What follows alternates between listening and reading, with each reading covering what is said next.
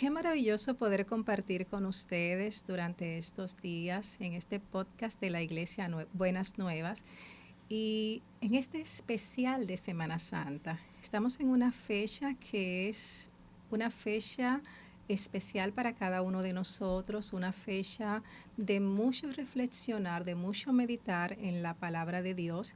Y te invitamos a que sigas cada uno de esos programas que estamos trayendo a tu vida durante esta Semana Santa y que compartas con otras personas que pueden recibir la bendición de la palabra de Dios durante estos días y en cualquier día de la semana, en cualquier momento.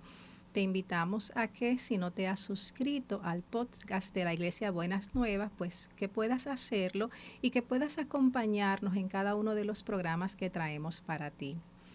Y hablando de Semana Santa, en este día o en este espacio, vamos a traer un tema que es especial sobre esos días previos a la muerte de Jesús, esos días previos al sacrificio de Jesús. Todavía no hemos llegado a ese punto que culmina con el sacrificio del Maestro, sino que vamos a irnos un día antes de ese tiempo y de manera muy específica a esa última cena que Jesús tuvo con sus discípulos.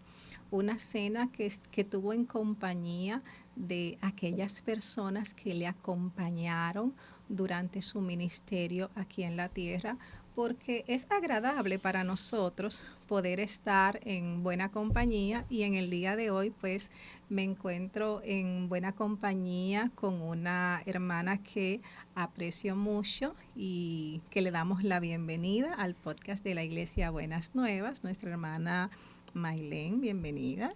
Hola, Heidi, de antemano muchas gracias por tu invitación. Realmente para mí es un honor compartir este espacio y compartir lo que solemos quizás hablar entre nosotras, que es de la palabra, en otro escenario. Y en este tiempo que se presta para la reflexión acerca del sacrificio en la cruz que hizo el Señor por nosotros y en los días previos, ¿qué aconteció?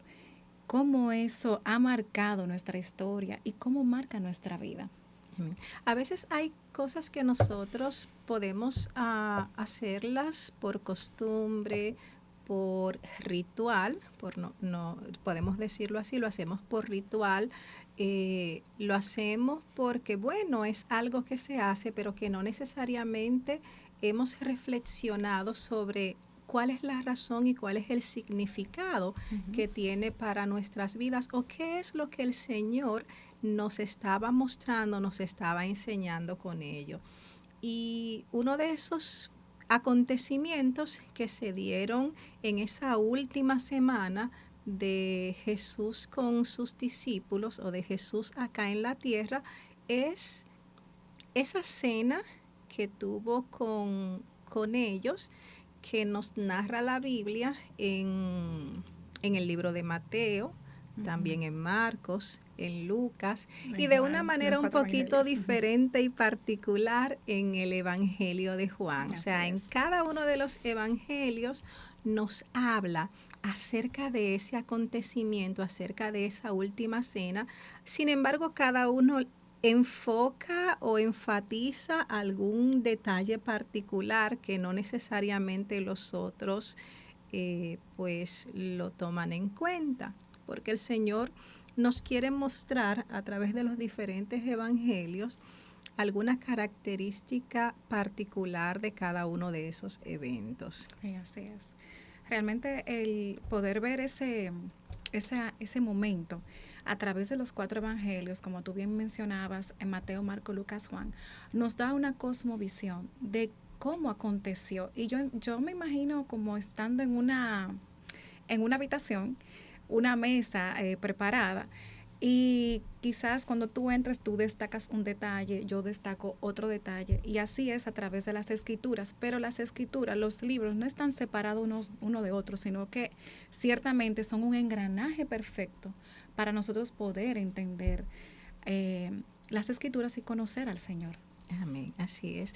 Probablemente yo me fijé en un detalle que llama más mi atención porque tiene que ver más con mi personalidad, pero tú te fijas en otro detalle, hay otro detalle que es lo que más te marca a ti. Entonces, así Dios se tomó ese tiempo y esa dedicación para dejarnos en su palabra 4 evangelios que nos hablan acerca del Señor, con enfoques distintos para asegurar que llegue a todas las personas el mensaje que tiene que llegar.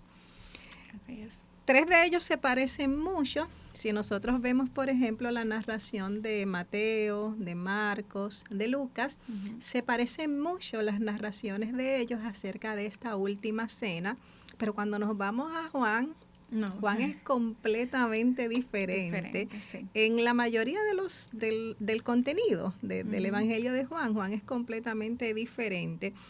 Y vamos a ver cómo fue desde el inicio, cómo comenzó ese suceso, ese evento, cómo comenzó la cena, cómo comenzó ese último encuentro de Jesús con sus discípulos, porque aunque los discípulos no lo sabían, ese iba a ser ese último momento en que ellos iban a tener esa cercanía así de manera íntima, personal con Jesús, con el Maestro. Bueno, asimismo como hablábamos de que esos 4 evangelios se enlazan, si bien es cierto, la Biblia tiene el Antiguo Testamento y el Nuevo Testamento. No están separados unos de los otros, sino que marcan el antes y el después. Por eso me quiero ir al libro de Éxodo, para entonces poder explicar qué aconteció en la Santa Cena. Y vino lo que se llama la institución de la Pascua. En ese momento, para situarnos en contexto, el pueblo de Dios estaba siendo sometido a trabajos forzosos, estaba siendo el esclavo del pueblo de Egipto. Entonces, a través de Moisés, iban a ser sacados de servidumbre, sacados de la esclavitud. Y esto se ve en el libro de Éxodo, podemos buscarlo en el capítulo 4, donde el Señor promete a su pueblo a que iban a ser libertados. Y ahí entonces, en este tiempo de ser libertados de la esclavitud, es que se habla de la Pascua. Por tanto, podemos definir la Pascua de manera general como la liberación del pueblo de Dios de la esclavitud de Egipto. Y la palabra Pascua podemos traducirla como pasar por alto eso. Y ahí es que entonces empieza una serie de instrucciones de parte de nuestro Señor para poder celebrar esa Pascua. Entonces ahí ya viene el tema de las plagas. Sí, recordemos que cuando el pueblo de Israel iba a ser liberado a través de Moisés, pues Dios envió una serie de plagas, y ya cuando iba el Señor a hacer su liberación ya definitiva, da unas instrucciones a Moisés que se encuentran en el capítulo 12 del libro de Éxodo con relación a la celebración de la Pascua, y ahí es que Dios instituye como tal la Pascua, que es la celebración o la conmemoración que iba a hacer Jesús en ese momento con sus discípulos, porque había una última plaga que era la muerte de los primogénitos. Exacto. Que Dios le dijo a Moisés que en un acto de fe ellos iban entonces a sacrificar un animal según las instrucciones que Dios le había dado,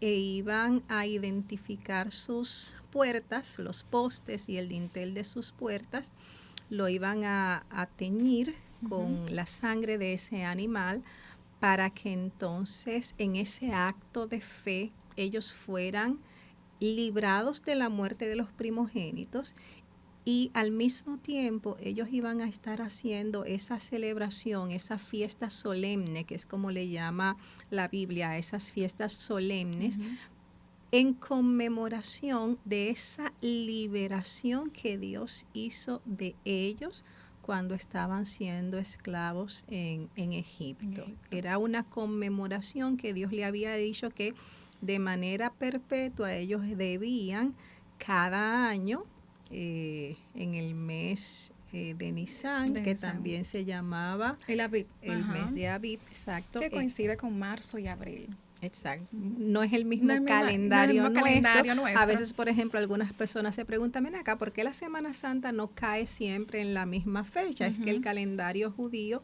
no es igual que el calendario nuestro.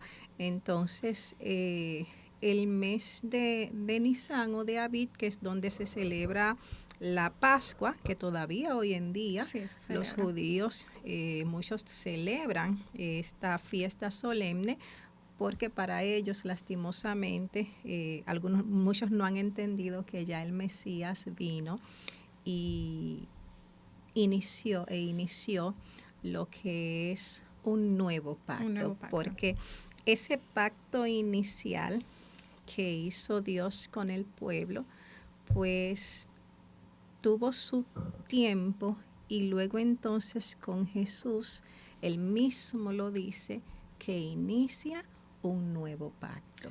Exacto, así es. Entonces, de igual manera, me gustaría como también traer a colación toda una serie de instrucciones que dio el Señor al pueblo para poder salir. Es bueno destacar que les pidió que tuvieran un animal que no tuviera defecto. En principio, él decía que fuera un cordero o un cabrito de cierta edad. También hablaba de cómo se iba a manipular ese animal, cómo iba a ser asado, pero era una fiesta que se iba a celebrar en familia, con tus personas más cercanas. Y si tu familia es pequeña, si iba a celebrar, bueno, pues invitabas a un vecino. Entonces es un acto familiar en el que el cabeza de familia iba a llevar y a instruir a esos niños también qué era lo que estaban conmemorando, es decir, para que el pueblo recordara de dónde fue sacado. Así es. Entonces, ya si nos vamos a ese momento en que Jesús está con sus discípulos, Jesús comienza a establecer las cosas de manera diferente, a establecer un cambio, porque los 12 discípulos tenían sus familias. Ellos pertenecían a alguna familia. Jesús también tenía de manera terrenal su familia.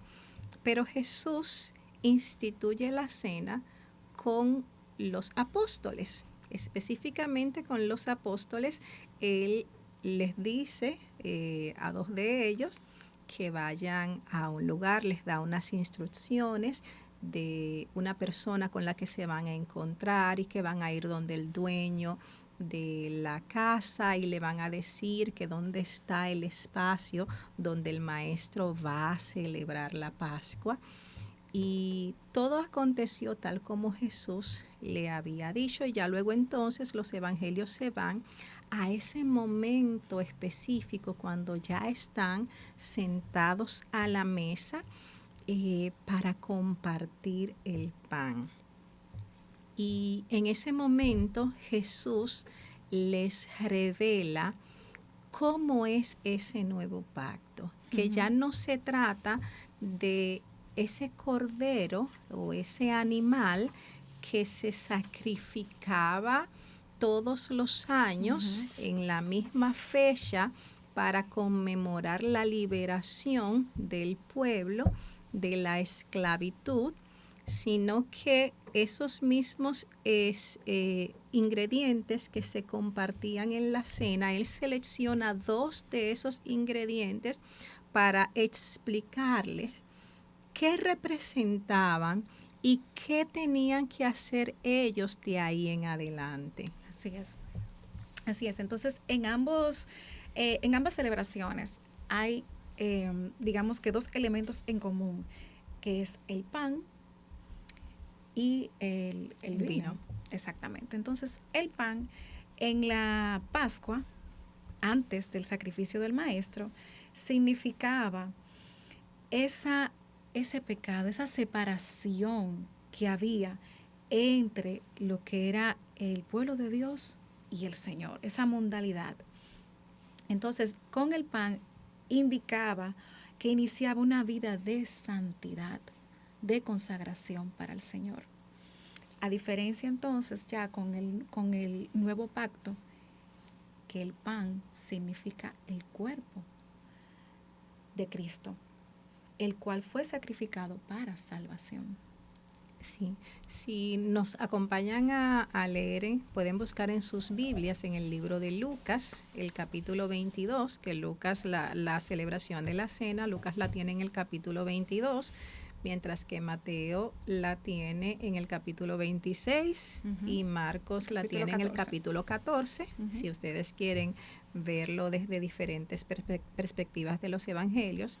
En Lucas capítulo 22, versículos 19 y 20, nos dice que Jesús tomó el pan y dio gracias, y lo partió y les dio, diciendo: esto es mi cuerpo que por vosotros es dado. Haced esto en memoria de mí. De igual manera, después que hubo cenado, tomó la copa diciendo: esta copa es el nuevo pacto en mi sangre que por vosotros se derrama.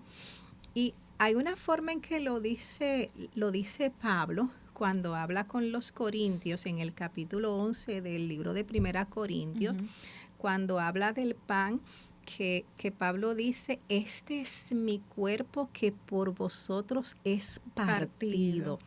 O sea, mi cuerpo va a ser lacerado, va a sufrir maltrato, y cada uno de esos latigazos, cada uno de esas heridas que va a haber en mi cuerpo es por ustedes, porque esa sangre que se va a derramar es para la redención de sus pecados. Y lo maravilloso que tiene este nuevo pacto es que, por ejemplo, en el antiguo pacto, la Pascua se celebraba, la celebraban los israelitas. El extranjero no podía celebrar la Pascua. Para el extranjero poder hacerlo, tenía que judaizarse, o sea, tenía que circuncidarse, etcétera. Pero el extranjero no podía celebrar la Pascua porque era una fiesta solemne específica del pueblo. En el antiguo pacto, nosotros estábamos fuera. Sin embargo, cuando Jesús establece ese nuevo pacto, que ya el Señor venía anunciándolo, porque en el libro de Jeremías, el Señor dice a través de Jeremías: he aquí vienen días en que yo voy a establecer un nuevo pacto con la casa de Israel, no como el pacto que hice con sus padres. Entonces, en este nuevo pacto, la gran bendición es que nosotros, como gentiles, claro, venimos a ser parte, porque hay una promesa que Dios le había hecho a Abraham de que en él iban a ser benditas todas las familias de la tierra. Todos vamos a ser alcanzados, y a través de ese sacrificio de Jesucristo, entonces, que Él lo está presentando, lo está introduciendo acá en la cena, pues venimos nosotros también a ser redimidos. Así es. Pero hay algunos acontecimientos que se dan durante esa celebración de la cena, que es importante que nosotros los tomemos, los señalemos. Sí.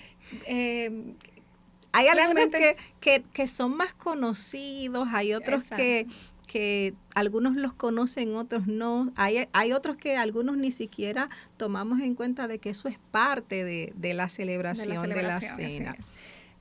Bueno, entendemos que la palabra es viva y es eficaz. Y cada vez que nosotros leemos la palabra, recibimos como una buena noticia nueva. Y me pasó al leer esto, que puedo destacar en el libro de Lucas, que él dice: quiero celebrar la cena con ustedes. Y yo esto lo veo hasta como una declaración de amor, porque el Señor sabía a lo que iba. Él sabía que iba a ser traicionado, crucificado por nuestros pecados, Sin embargo, él anhelaba tener ese momento. Por eso le envió a sus discípulos a verificar cómo estaba ese lugar, cómo estaba ese aposento, para poder entonces llevar a cabo ese acto solemne. Otra cosa que acontece durante la Santa Cena es el lavamiento de los pies de los discípulos. Y lo podemos encontrar en el libro de Juan, que dice que a partir del el versículo 4, el capítulo 13. El capítulo 13, sí, dice, y se levantó de la cena y se quitó su manto, y tomando una toalla, se la ciñó, y luego puso agua en un lebrillo y comenzó a lavar los pies de los discípulos y a enjuagarlos con la toalla con que estaba ceñido. Entonces, esto yo lo veo como un acto de amor de parte del Señor. Imaginémonos esa escena, el Señor de rodillas lavando los pies de cada uno de esos discípulos que los habían acompañado durante su ministerio, durante esos 3 años y algo. Y él venir con esa delicadeza. Es bueno recordar que en ese tiempo era costumbre que antes de ingerir alimentos, las personas venían y se higienizaban las manos y los pies y demás, pero él lo hizo como un acto de servidumbre hacia sus discípulos, un acto de amor.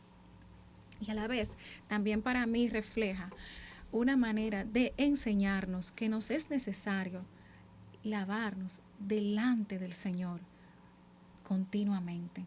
Confesar nuestros pecados continuamente. Sí. Y Él nos va a recibir con ese amor. Amén, y amén. Y esa delicadeza. Sí, ahí en ese punto es que Pedro se pone como un poquito, no, espérate, Señor, es que tú no me puedes lavar los pies, porque Pedro inmediatamente, Pedro tiene su concepción, bueno, tú eres el Señor, tú no me puedes lavar los pies, pero ahí entonces Jesús lo detiene para decirle que es necesario, porque si no lo hace, no va a poder tener parte con él. Y una de las cosas que a mí más me llama la atención en esta narración, que solo la hace Juan, de cuando Jesús lava los pies de sus discípulos, es que dentro de ese grupo estaba Judas todavía ahí. Sí. O sea, yo nunca me había detenido a ver, bueno, según el orden de la narración que nos da Juan, que es el único que narra este evento, que cronológicamente, sí. Se puede entender que Jesús lavó los pies de Judas también. Sí. Judas estaba ahí presente porque Judas estaba en la cena, Judas participó de la cena y estaba ahí.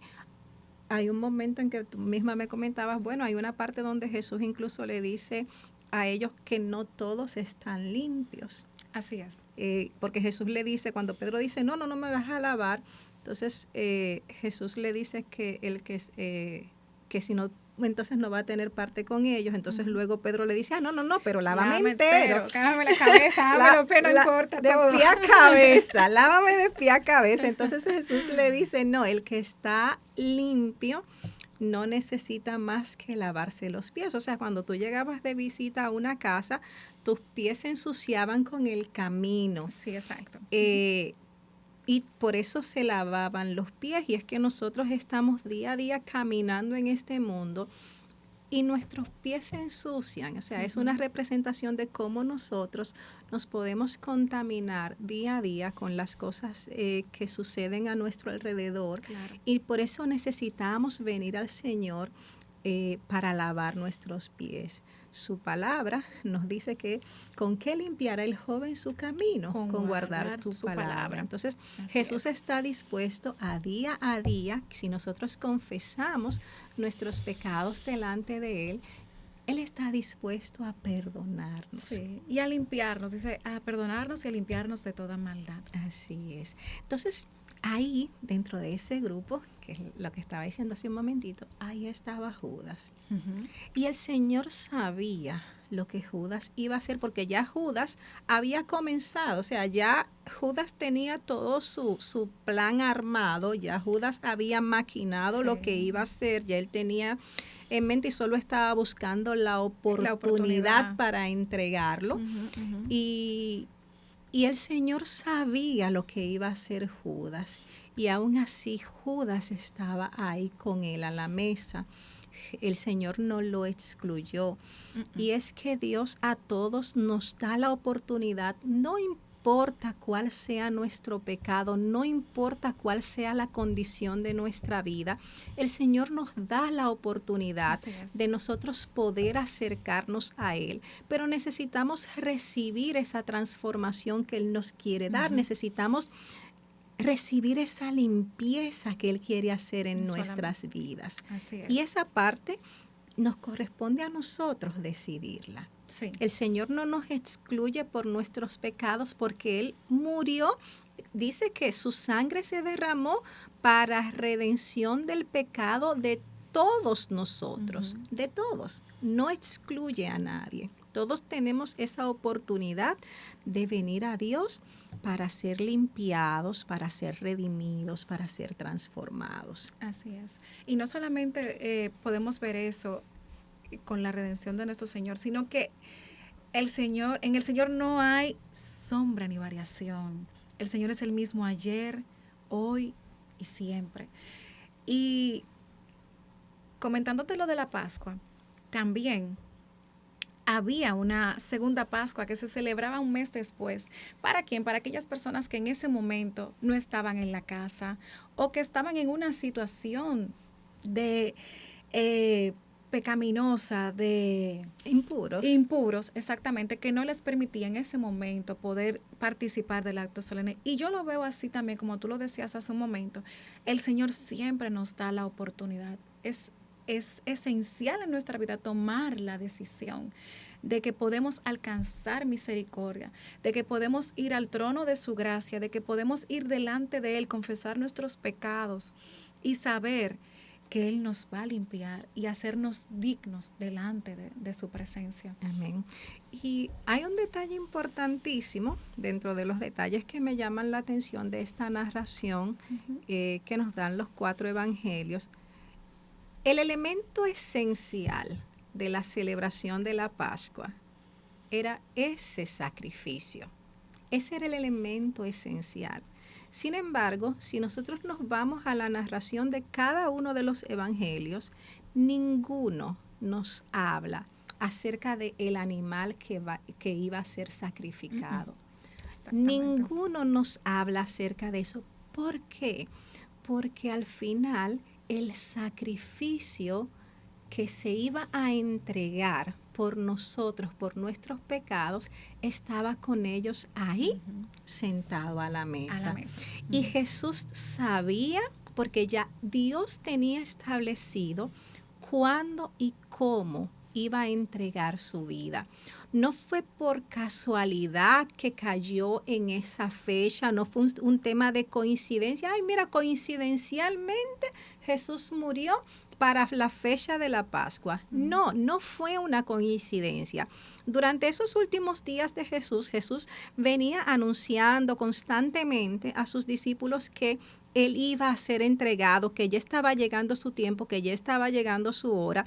Pero uno de los detalles que más me llama la atención es que en la planificación que hicieron los que querían matar a Jesús, los que querían atrapar a Jesús, la planificación que ellos hicieron fue que no lo iban a hacer durante la Pascua. En este momento no. Ellos dijeron que no lo iban a hacer durante la Pascua para no hacer un alboroto entre el pueblo.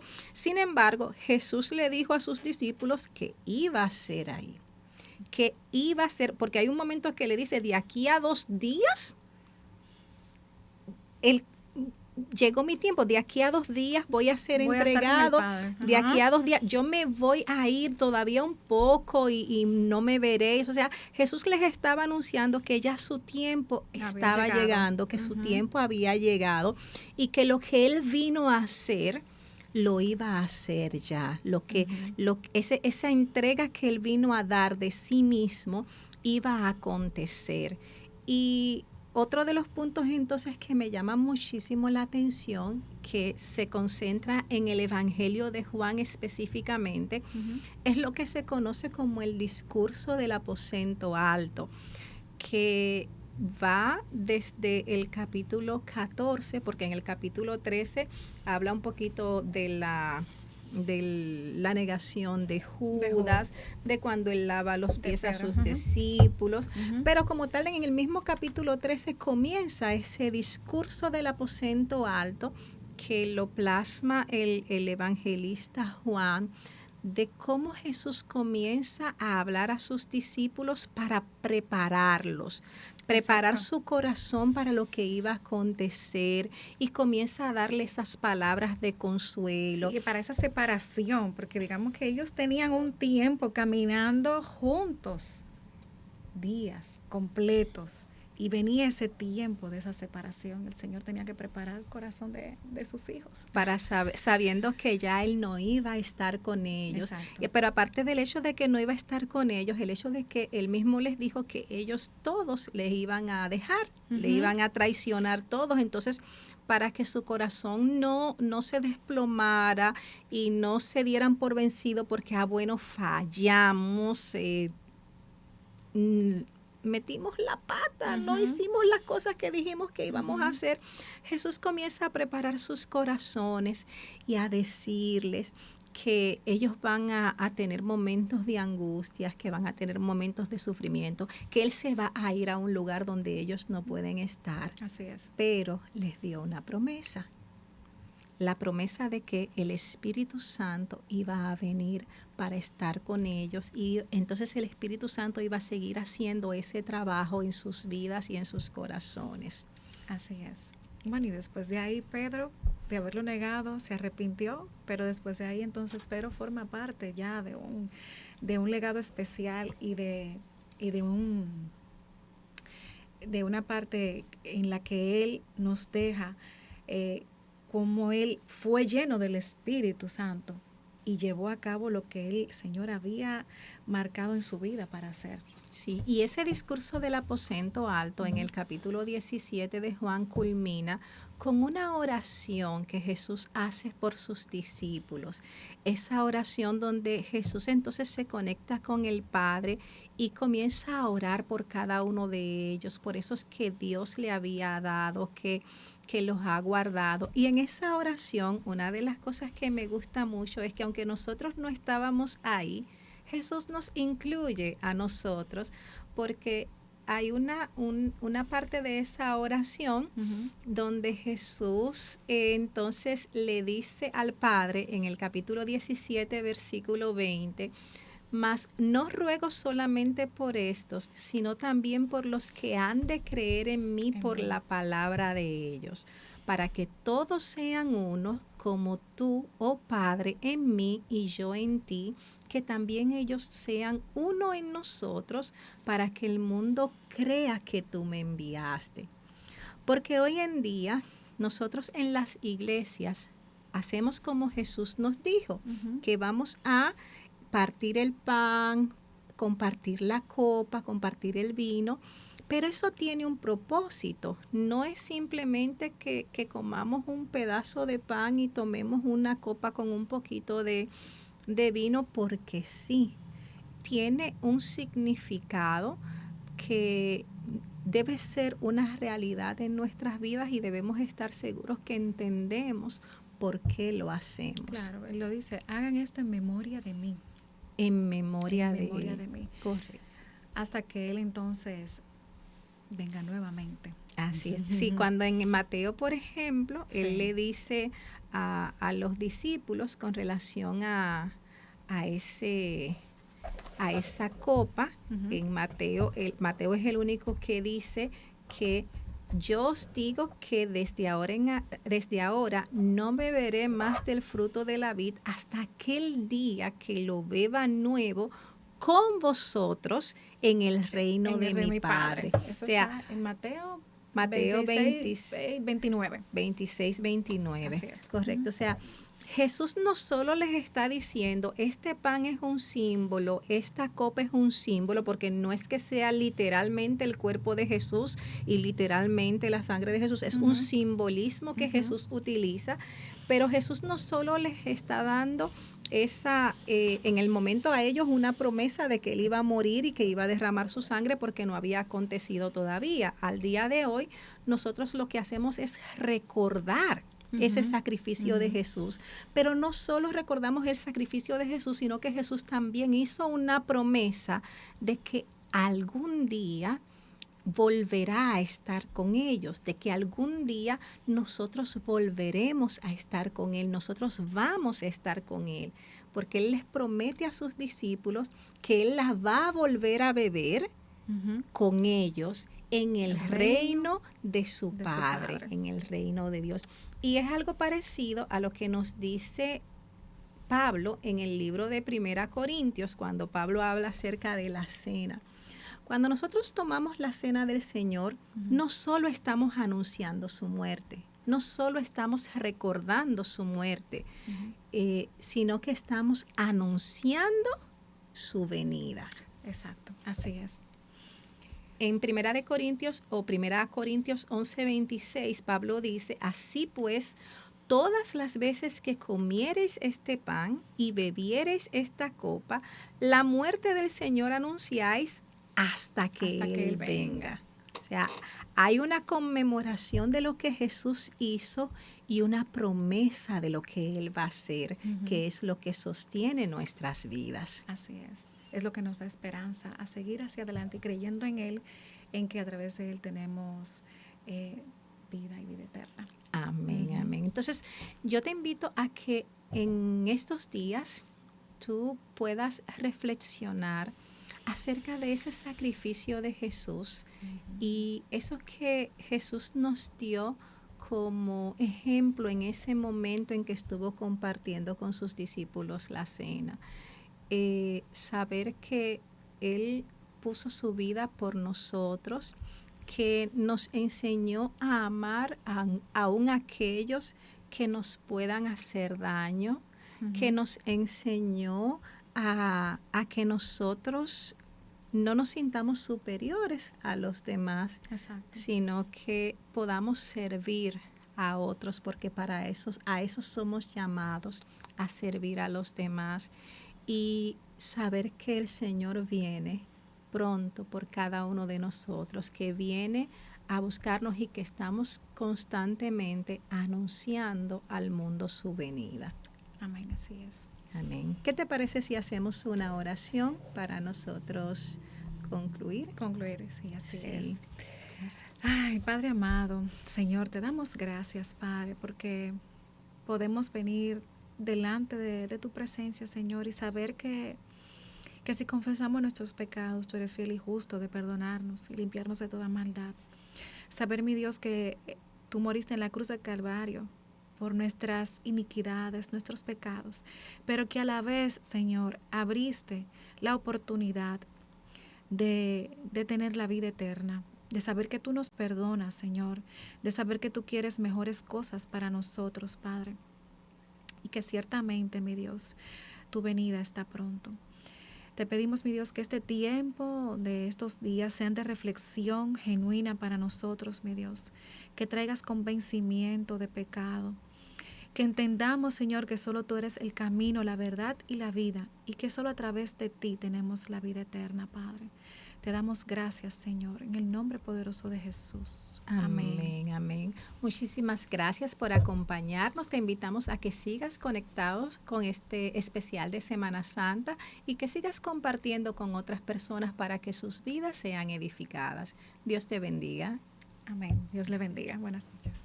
La Iglesia Buenas Nuevas presentó Especial de Semana Santa, la última semana de Jesús.